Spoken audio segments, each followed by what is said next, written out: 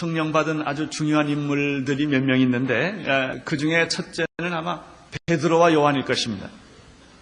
이 베드로와 요한은 사도들 대표하는 사람으로서 초대 예루살렘 교회의 탄생의 창립의 주역을 담당했던 목회자들입니다.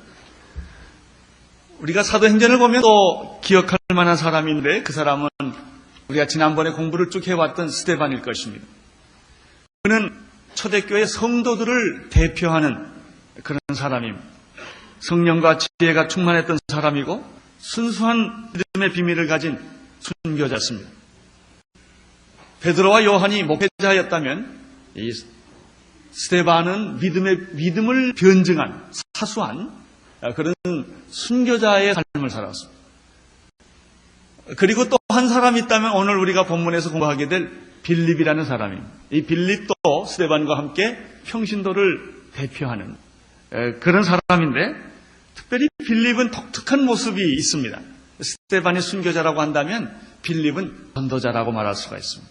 특별히 개인 전도에 탁월한 은사가 있었고 그가 곳곳에 돌아다니면서 예수 그리스도의 복음을 선포하는 그런 특별한 은사가 있었던 사람입니다. 물론 우리는 그 후에 바울을 보게 됩니다. 바울은 아마 선교사라는 별명을 붙여주는 게 좋겠고 바나바는 상담자라는 그 이름을 붙여주는 것이 아마 좋을 줄로 생각합니다. 그리고 우리는 브리스길라와 아글라라고 하는 그런 부부도 사도행전에서 발견하게 됩니다. 오늘은 개인 전도에 탁월한 은사를 가졌던 이 빌립에 대해서 공부를 하겠습니다. 먼저 25절을 잠깐 보겠습니다. 25절 시작. 두 사도가 주의 말씀을 증거하여 말한 후 예루살렘으로 돌아갈세. 사마리아인의 여러 촌에서 복음을 전하니라. 베드로와 요한은 사마리아로 왔습니다. 그 이유는 사마리아가 복음을 받았기 때문입니다. 이것은 놀라운 기적과 같은 사건입니다. 불가능한 일입니다. 그러나 성령은 지역을 초월했습니다. 성령은 이데올로기를 초월합니다. 성령은 인간의 생각과 철학을 초월합니다. 베드로와 요한은 이 소식을 듣고 사도들을 대표해서 급히 사마리아로 갑니다. 두 사도가 사마리아에서 한 일은 무엇입니까? 한 가지였습니다. 그들이 성령 받기를 위해 기도한 것이었습니다. 드디어 그들은 성령을 받았습니다. 구원을 받은 그들에게 성령의 능력과 기름 부으심이 있었던 것입니다. 성령을 받으면 어떤 일이 생깁니까? 견딜 수 없어 전도를 하게 됩니다. 그들은 사마리아 여러 촌으로 흩어지면서 복음을 전했습니다. 그것이 25절의 말씀입니다. 두 사도가 주의 말씀을 증거하여 말한 후 예루살렘으로 돌아갈세. 사마리아 여러 촌에서 복음을 전하니라. 우리는 여기서 아주 중요한 한 현상, 한 원리를 발견하게 됩니다. 그것은 성령이 임하면, 성령의 능력이 임하면, 성령의 세례가 임하면 자기도 모르게 나가서 전도한다는 것입니다. 전도는 누가 시켜서 하는 것이 아닙니다. 자기가 좋아서 하는 것입니다. 시켜서 하는 것은 수동적입니다. 시켜서 하는 것은 시키는 것만큼 일합니다. 좋아서 하는 것은 그 이상을 일하게 됩니다. 시켜서 하는 데는 돈이 필요합니다. 자기가 좋아서 하는 데는 돈이 필요가 없습니다. 오순절날 성령이 임했습니다. 십자가를 보고도 좌절했고 부활을 보고도 좌절했던, 움직이지 못했던, 옛날의 생업으로 돌아가야만 했던 그 제자들에게 무슨 일이 생겼습니까? 놀라운 변화가 생겼습니다. 예수님이 승천할 때도, 그리고 그 후에 다락방에 모여서도 그리 어쩔 줄 몰랐던 그들이 성령이 임하고 나니까 그 방 안에 앉아 있을 수가 없었습니다. 난곳 방언으로 이상한 말을 하기 시작을 했고 그들은 다락방을 뛰쳐나갔습니다. 곳곳에 나가서 그들은 예수에 대한 말을 하게 되었습니다. 성령을 받으면, 성령 세대가 임하면 예수님을 말하게 됩니다. 말하지 않으면 견딜 수가 없습니다. 어떤 뜨거운 불이 내 안에 들어온 것과 같은 것입니다. 그들은 사마리아인의 모든 촌에 흩어져서 복음을 전했습니다. 여러분은 어떻습니까? 여러분은 마음에 누가 시키지도 않았는데 이 뜨거움이 있습니까? 예수님에 대해서 말하고 싶습니까? 예배를 끝나면 할 일이 너무나 많아요. 김 사장한테도 가야 되겠고, 박 선생한테도 가야 되겠고, 병원에도 가야 되겠고, 갈 데가 너무 많아요. 예배가 빨리 끝나야 돼요. 지금 나는 복음을 들고 갈 데가 많아요. 혹시 그렇습니까? 아니면 물에 빠진 사람처럼 몸이 무겁습니까?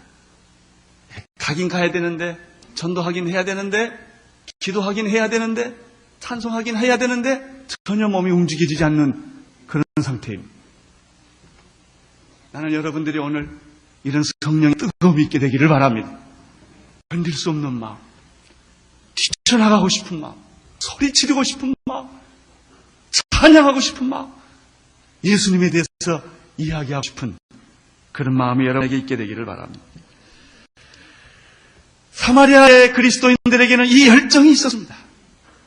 누가 시키지도 않았는데 그런 일이 있었습니다. 혹시 예수 믿고 나서 밤새 본 일이 있습니까? 저는 65년도에 개인적으로 예수님을 만났는데 그 해에 나는 어떻게 지냈는지 모를 만큼 흥분해 있었습니다. 예수를 믿고 한 달 동안 목이 쉬도록 찬송을 불렀어요. 너무 좋아서 저는 전도하러 다녔습니다. 의료 선교하면 거기에 따라다니면서 약도 싸주고 안내도 하고 사람들 진료 동안에 전도를 합니다. 너무 하고 싶었어요. 그렇습니다. 성령이 오면 임하면 그런 열정이 있어요. 제가 이래봬도 남산에 참 전도하러 자주 갔던 사람입니다. 예수를 믿으시게 그러면 싫어하죠, 사람들이.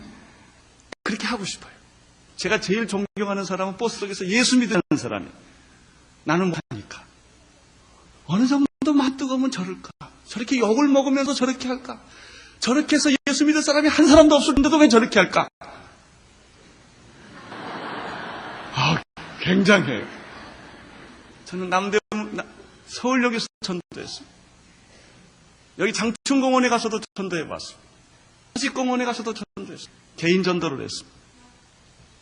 자살 직전에 있는 사람 만나기도 했습니다. 대학을 포기하고도 어쩔 줄 모르는 사람을 만나기도 합니다. 그들에게 예수를 전합니다. 예수를 전하고 오면 그날은 세상이 내 세상 같습니다. 얼마나 기분이 좋은지 모릅니다. 전도하는 것만큼 기분 좋을 때가 없습니다. 목사는 신방 가면 기분이 제일 좋습니다. 전도하고 나면 내가 목사 된 것 같습니다. 그렇습니다. 누가 시키지도 않았는데 그렇게 하는 것입니다. 성령이 임하면 그렇게 되는 것입니다. 그들이 사마리아 촌에 다니며 전도했다. 간단한 말입니다. 엄청난 말입니다. 놀라운 말입니다. 나는 우리 교회가 그렇게 되기를 바랍니다. 특별히 빌립은 이런 전도의 은사가 있었던 사람입니다. 전도에는 두 가지가 있습니다. 물이 흐르듯 때를 얻든지 못 얻든지 어떤 장소든지 어떤 상황이든지 예수님을 전하는 그런 전도가 있습니다. 그러나 특별하게 하나님의 어떤 인도와 섭리가 있어서 개인 전도를 특별히 하는 그런 경우도 있습니다. 오늘 빌립의 경우는 이런 특별한 개인 전도, 어떤 하나님의 뜻과 섭리가 있어서 하는 이 전도의 모습을 보게 됩니다. 16절을 보시기를 바랍니다. 16절 시작.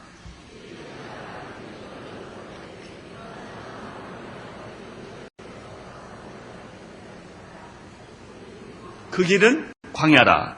첫째로 개인 전도는 특별한 하나님의 인도와 섭리가 있습니다. 아브라함을 보십시오.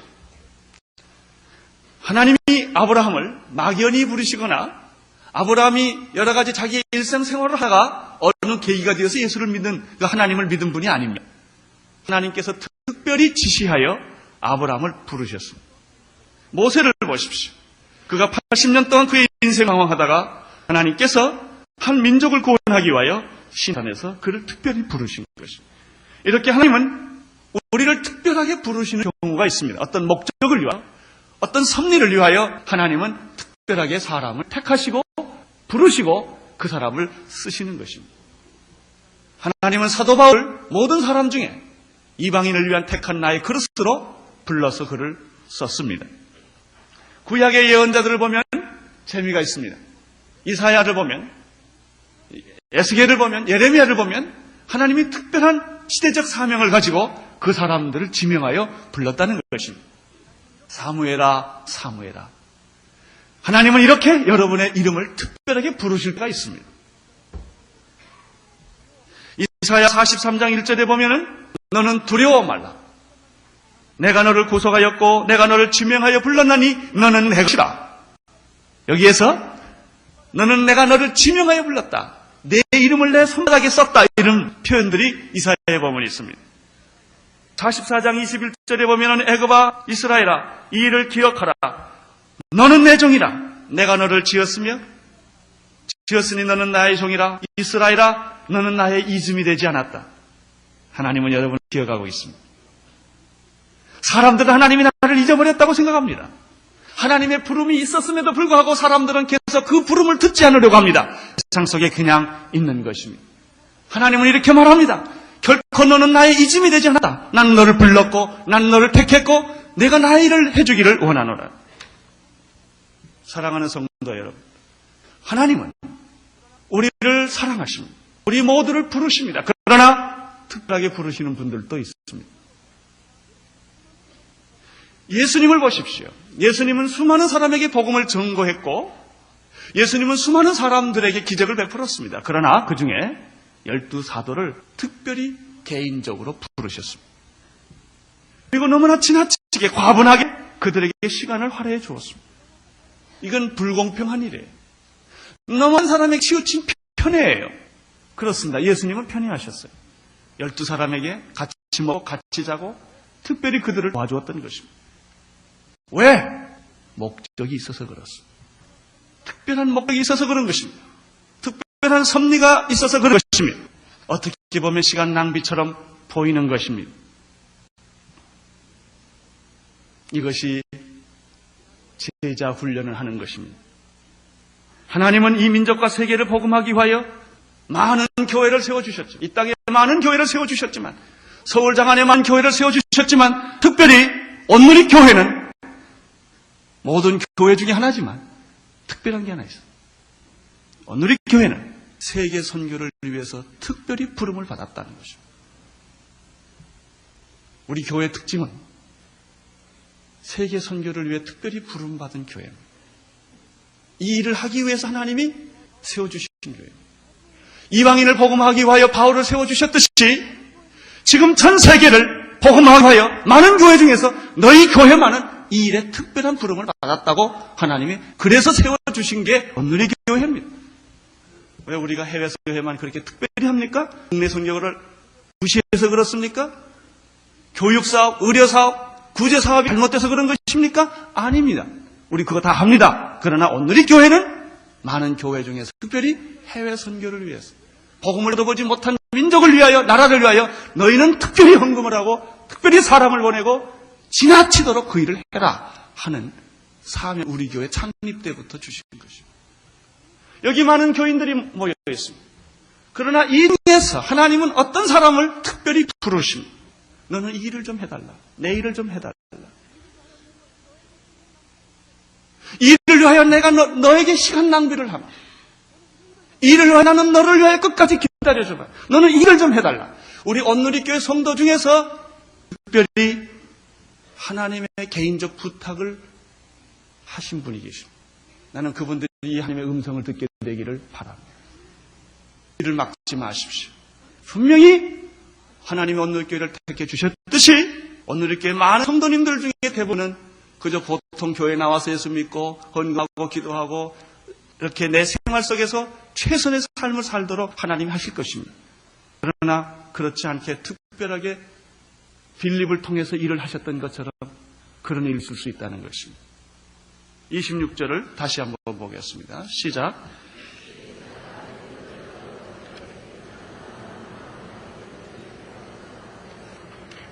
주의 사자가 빌립에게 여기서 뭘 했습니까? 특별한 지시를 합니다. 이런 경우에. 나는 하나님이 여러분 각자에게 어느 날 특별한 부름이 있는 분이 있다고 믿습니다. 그런 분들은 응답하셔야 합니다. 하나님께서 빌립에게 주의 사자가 나타나서 너는 내가 어떤 특별한 일을 계획하고 있는데 그 일을 좀 수행해달라 하는 것입니다. 개인 전도에는 일반적으로 그 일이 별로 중요하지 않게 보인다는 것이죠. 별로 효용 가치가 없이 보이는 게 특징입니다. 26절을 보면 주의 사자가 빌립에게 뭐라 그랬죠? 일어나서 어디로 가라? 남으로 향하라. 그리고 예루살렘에서 가사로 내려가는 길까지 가라. 그리고 그 길은 뭐다? 광야다. 이 얼마나 어처구니 없고 허무맹랑한 명령입니까? 지금 여러분 보고 당장 가라고 그러면 얼마나 당황하겠어요. 내일 약속도 있고 계획도 있고 스케줄도 다 있는데 어떻게 그런 것들을 그냥 그렇게 다 그만두고 가라고 하냐는 거죠. 또 전도란 사람 많은 데서 해야지. 지금 아주 사마리아 곳곳에 지금 너무 바쁜데 사람들의 요청이 너무나 많은데 그걸 지금 전도가 지금 막 일어나고 있는, 기적이 일어나고 있는, 사람들이 구름처럼 모이고 있는데 거기를 그만두고 광야로 가라니, 사람이 없는 데를 가라니 이해가 됩니까? 효용 가치가 있습니까? 만약 이렇게 봅시다. 오늘 이렇게 지금 이렇게 굉장히 부흥도 되고 그런데 하나님이 갑자기 너 여기 그만두고 어디 여기 저기 시골로 가라, 사람도 없는데. 그러면 어떤 느낌을 우리가 갖겠습니까? 이 똑같은 느낌이에요.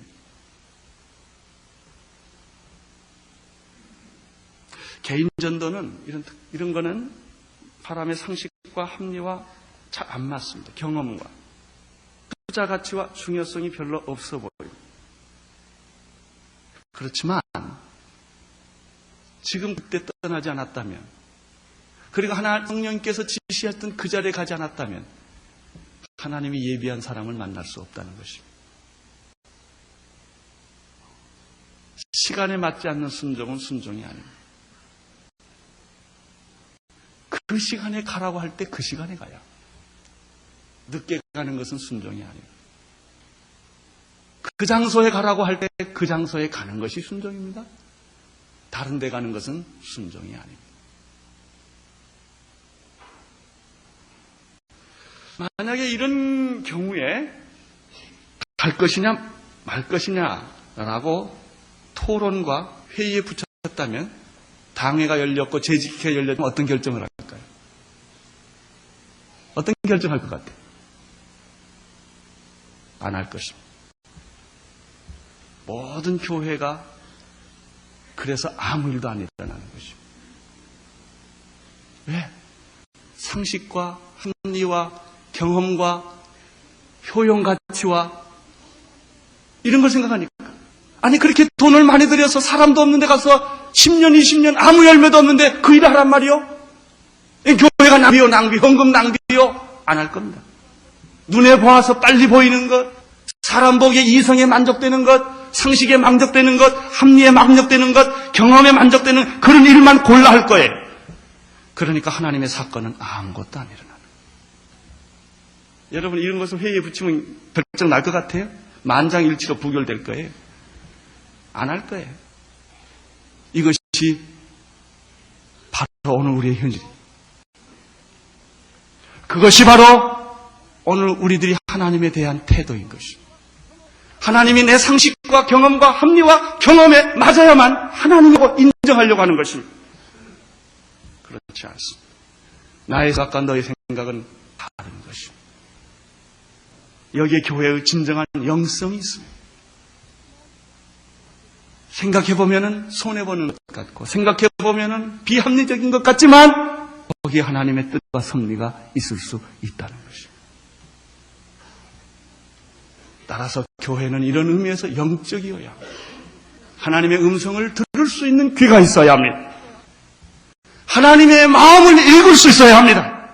하나님의 시야를 볼 수 있어야 합니다.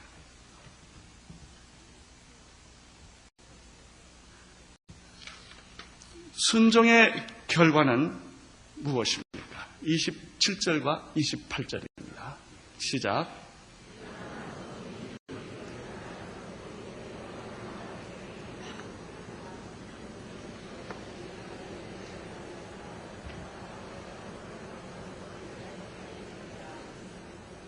여기 재밌는 표현은 일어나 가서 보니라는 말입니다.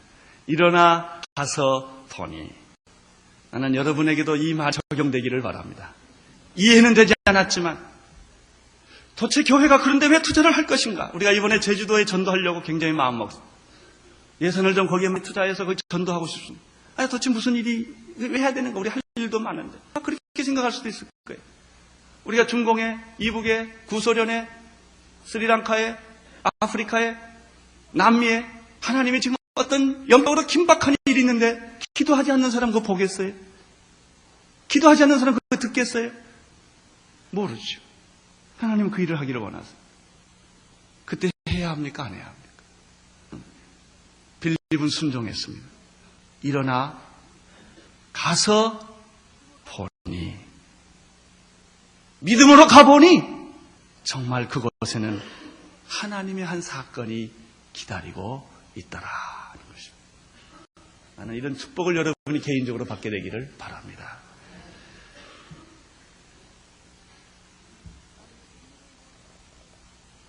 하나님의 비밀은 무엇입니까? 사람이 살지 않는 그 광야에 한 에티오피아의 큰 권세를 가진 대신이 거기에 있었다는 것입니다. 하나님의 관심은 바로 이 한 사람에게 있었습니다. 그러나 결코 그것은 한 사람이 아닙니다. 바울은 한 사람입니다. 그러나 결코 그는 한 사람이 아닙니다. 베드로는 한 사람이었습니다. 그러나 그는 결코 한 사람이 아니었습니다. 그러나 엄청난 하나님의 일을 할 일꾼이었습니다. 29절을 보시기 바랍니다. 29절 시작.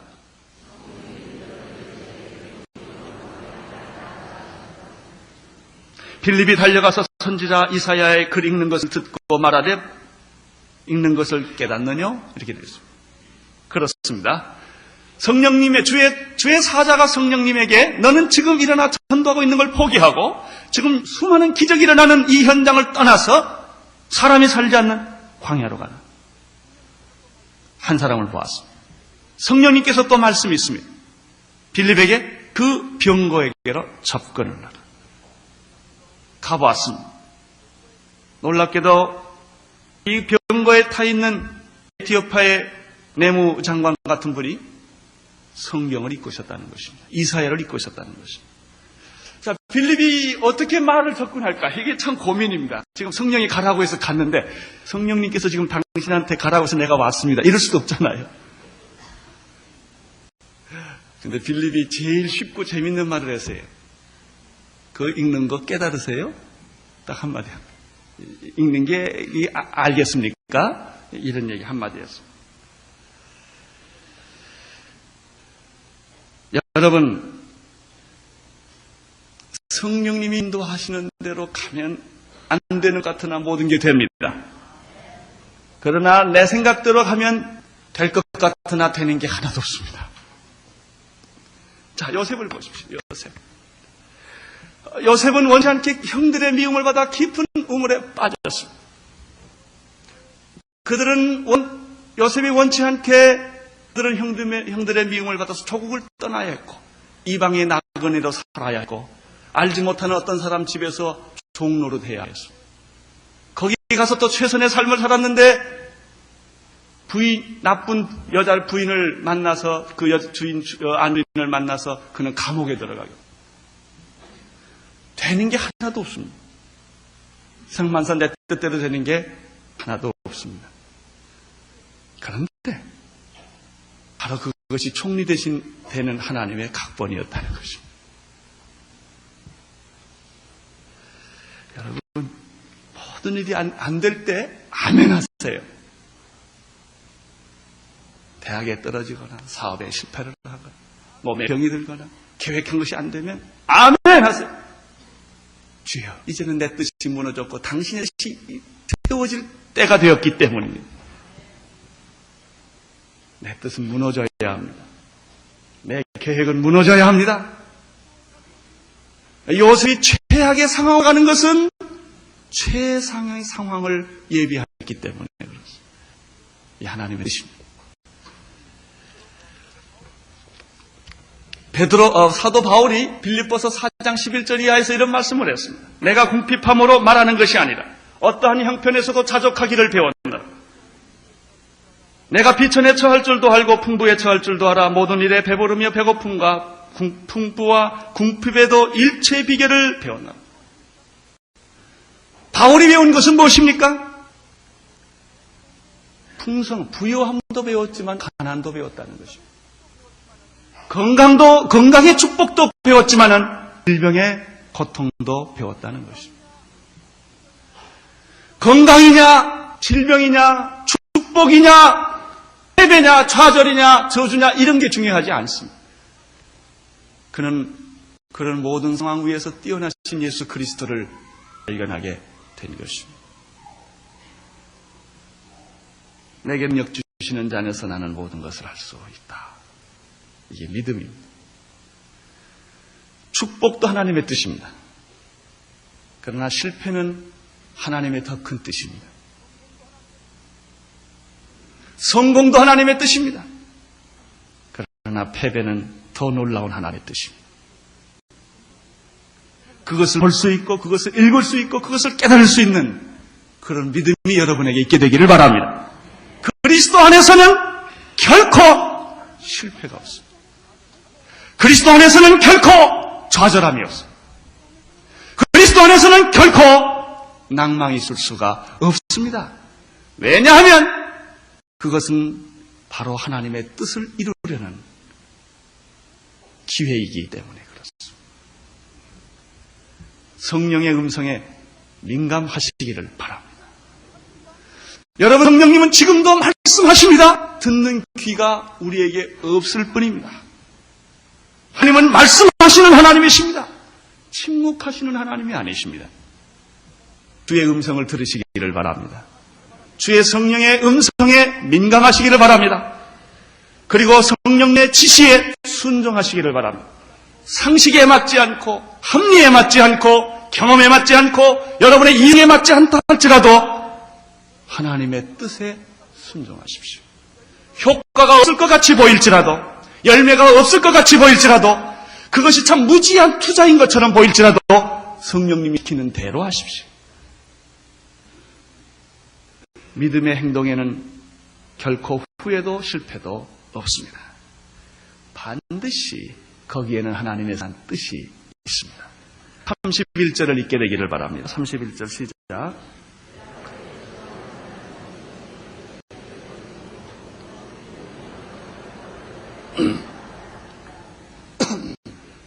여기서 전도란 내가 하는 것이 아니라는 것을 압니다. 전도는 내가 사람을 설득시키는 게 아니기 때문에 안심하시기를 바랍니다. 여러분들이 강팍한 사람들을 성령의 능력으로 어떻게 그냥 쫙 해서 사람 바꾸는 게 아닙니다. 전도는 하나님이 예비한 사람을 내가 주워오는 겁니다. 그게 전도. 하나님이 준비하지 않는 사람은 내가 아무리 전도해도 열매를 줄 수가 없습니다. 전도는 무엇입니까? 하나님이 택한 사람, 하나님이 예비한 사람을 내가 만나서 그 열매를 주워오는 게 전도입니다. 그러니까 자꾸 쑤셔봐야 돼요. 이 사람인가? 이 사람이? 알 수가 있나요? 당시 하나님 택한 사람이요? 딱 물어봐야 돼, 이렇게. 누구든지 만나면. 내가 옛날 전도사 시절 때 우리 그 교회 목사님 사모님이 믿음이 참 좋은 분인데 그때 펠레가 왔어요. 축구선수 펠레. 우리나라 와서 시범을 하는. 나는 옛날에 축구선수였거든요. 골키퍼였거든요. 너무 재밌어서 주일날 예배 끝나고 보는 거예요. 너무 재밌어. 사모님이 펠레도 예수 믿을까? 가끔 그러더라고요. 이 사모님 관심은 펠레가 공 잘 차는 게 관심이 없고 저 사람이 예수 믿었냐? 이게 관심이 있는 거예요. 나는 여러분에게도 이런 관심이 있게 되기 바랍니다. 전도란 하나님이 택한 사람을 내가 데려오는 겁니다.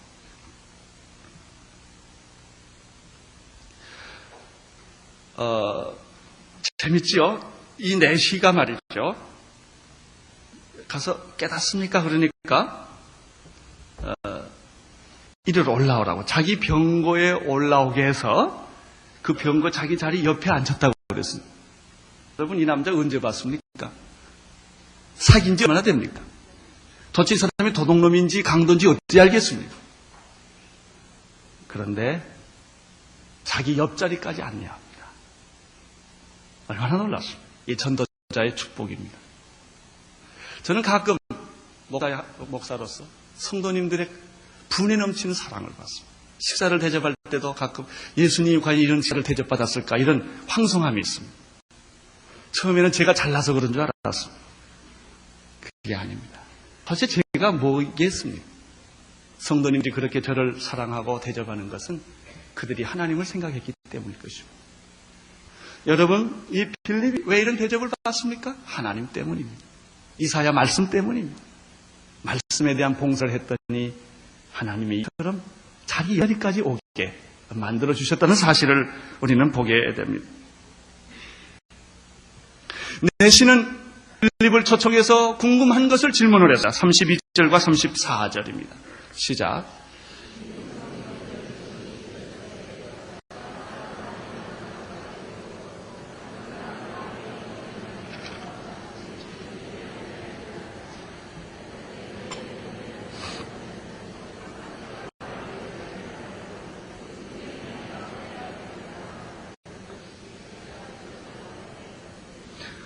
정컨대 묻노니 선지자가 이 말한 것이 누구를 가리키며 내시의 관심은 무엇입니까? 과연 이사야 말씀에 나오는 그가 누구냐 하는 것입니다. 내시가 이 이사야의 말에 문법을 몰랐겠습니까? 문장을 몰랐겠습니까? 단어를 몰랐겠습니까? 문맥을 몰랐겠습니까? 그런 것이 아닙니다. 내시의 그 강렬한 호기심은 과연 그가 누구냐 하는 것입니다. 인류의 최대 질문은 바로 그가 누구냐 하는 것입니다. 그 한 분에 대한 수습없기. 그분은 역사의 AD와 BC를 갈랐던 그분이신데 그분이 누구냐 하는 것입니다. 빌라도는 예수에게 진리가 무엇이냐고 물었습니다. 사울은 담에색 가는 도중에 주여 당신은 누구십니까? 이렇게 질문. 주여 당신은 누구십니까? 이 질문, 이 수꽃기를 대답할 수 있다면 인류와 우주의 문제에 대한 해답을 할 수가 있습니다. 우리 인생의 수많은 철학적 많은 물음과 역사의 물음과 인생의 본질의 문제에 대한 해답을 할 수 있는 그 물음입니다. 그분이 바로 예수 그리스도십니다. 이사야는 강렬한 호기심을 가지고 이사야에 말했던 이분이 누구인가? 과연 이분이 누구인가? 그분이 정말 하나님인가? 35절에 빌립은 입을 열어 이 글에서 시작하여 예수를 가르쳐 복음을 전하네. 전도란 무엇입니까? 그분이 예수입니다. 이 말하는 겁니다. 어떤 사람이 자살하고 싶습니다. 내가 왜 이런 데까지 와야 돼? 내 인생이 여기까지 왜 오게 되었습니까? 그때 옆에 있다. 예수 안 믿어서 그래요. 엄마 한마디 하는 게 전도입니다. 왜 세상에는 전쟁이 있습니다. 왜 세상에는 지옥이 있습니까? 그 해답은 예수를 통해 봐야 합니다. 이게 전도입니다. 진정한 전도자는 이 말을 할 줄 알아야 합니다. 이 말을 할 수 있어야 합니다. 내 생애가 마지막 마치고 죽을 때 예수 이름을 불러주셔야 합니다. 내 생애 마지막 장례식에는 통일이라 찬송가해야 합니다. 주님이야 합니다. 마지막 순간 우리는 정의나 평화나 자유나 통일을 위해서 평생 보낼 수 있습니다마는 내 인생의 결론은 예수여야 합니다. 예수보다 더 높은 가치, 예수보다 더 본질적 가치는 세상에 없기 때문입니다. 예수님은 누굽니까? 오늘 보면은 예수를 가르쳐 복음을 전하니 이렇게 말했습니다. 예수님의 복음입니다. 우리는 예수를 위해 죽을 수 있어야 합니다. 고난이란 다른 것 때문에 받는 고난을 성경에서 말하지 않습니다. 예수를 위해 받는 고난을 이야기합니다. 신학자들은 너무나 예수를 어렵게 설명합니다. 철학자나 사회개혁가들에게는 예수가 없습니다. 그러나 빌립의 대답은 그분이 예수라고 가리키는 것입니다. 나는 여러분에게 이 예수님을 소개합니다. 내시의 반응 어떻습니까? 36절을 보시기를 바랍니다. 36절 시작.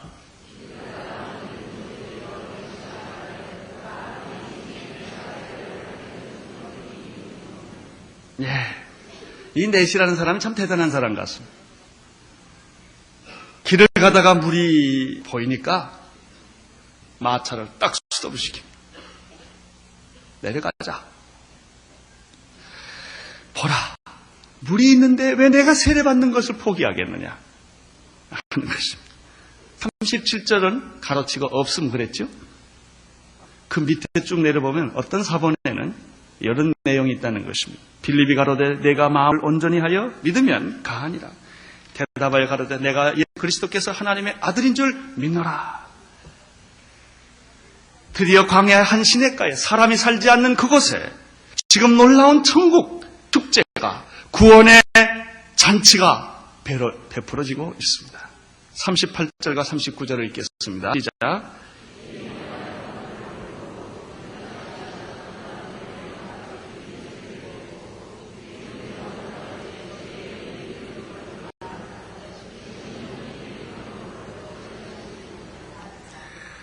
여기 보면은 병거를 머물고 빌립과 내시가 다 물속에 들어갔다고 말했어요.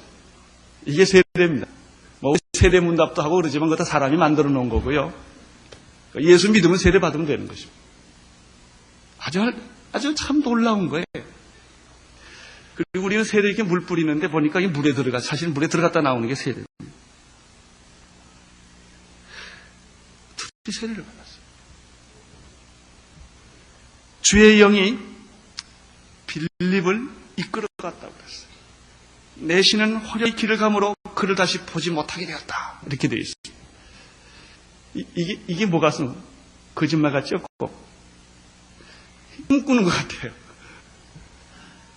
한 사건인데 굉장히 꿈꾸는 사건 같아요. 세례를 줬어요. 성령이 빌립을 채갔어요. 내시는 호련히 갔어요. 그게 전부예요. 나는 여러분에게도 거짓말 같은 사건이 일어나기를 바랍니다. 꿈꾸는 것 같은 그러나 실제로 있는 영적인 사실. 영적인 실제. 40절을 보시길 바랍니다. 40절 시작.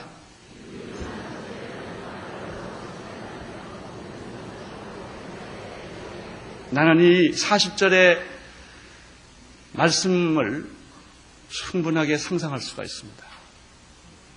아마 빌립이 이것저것 다니면서 복음을 전했겠죠.